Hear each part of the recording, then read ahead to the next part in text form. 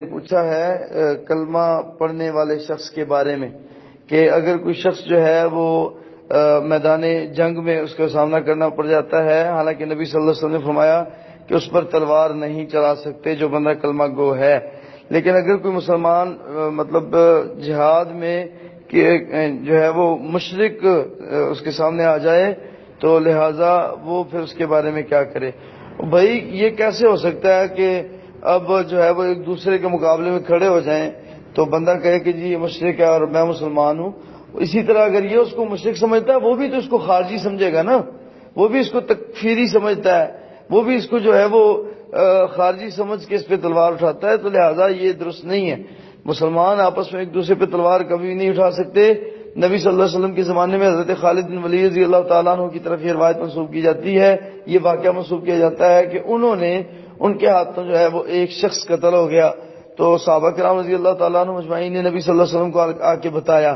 نبی صلی اللہ علیہ وسلم نے فرمایا کہ ہاں بھائی تو نے اس کو کیوں قتل کیا؟ جب اس نے اللہ کا نام لے لیا، جب کلمہ پڑھ لیا، تو صحابی نے کہا اللہ کے رسول وہ تو میں تلوار سونتی تو اس نے کلمہ پڑھا ہے، ڈر گیا تھا۔ تو نبی صلی اللہ علیہ وسلم نے فرمایا حل شککت قلبہ، تو نے اس کا سینہ پھاڑا ہے کہ وہ تیری تلوار سے ڈرا ہے کہ اللہ سے ڈرا ہے؟ تو لہٰذا نبی صلی اللہ علیہ وسلم نے اس وقت بھی برات کا اظہار فرمایا۔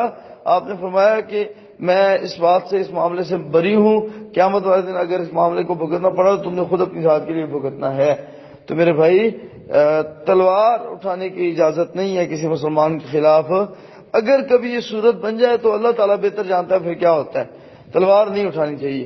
اصل بات یہ ہے کہ ہمارے کچھ بھائی اس طرح کا سوال کر کے بعض وہ پریشان ہو جاتے ہیں اور وہ جنگ جمع اور صفین کو بیچ میں لے آتے ہیں، یا وہ فتنے کا شکار ہو جاتے ہیں، یا وہ کہتے ہیں کہ نہیں یہ تو پھر ٹھیک بات نہیں ہے کہ جی یہ تو غلط بات ہے، مشرک کو تو قتل کرنا چاہیے۔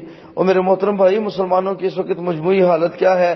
برما میں مسلمان کٹ رہا ہے، فلسطین میں مسلمان مر رہا ہے، کشمیر میں مسلمان جل رہا ہے، عراق میں مسلمان برباد ہو گیا ہے۔ اچھا دنیا کے نقشے پہ دیکھو، یہودی کہیں بھی ظلم کا شکار نہیں ہے، عیسائی کہیں بھی زوال کا شکار نہیں ہے، ظلم کا شکار نہیں ہے، بدھ مت کہیں بھی شکار نہیں ہے، ہندو کہیں بھی شکار نہیں ہے، مسلمان ہی ہر جگہ پھنسے ہوئے ہیں۔ اور اوپر سے ہم خود جو ہے وہ بھی اسی مزاج کے بنے ہوئے ہیں کہ ہم کہتے ہیں کہ یہ مشرک ہو گیا، یہ کافر ہو گیا، یہ بدعتی ہو گیا، یہ خارجی ہو گیا۔ مسلمان کون رہ گئے؟ سارے غیر مسلم ہو گئے۔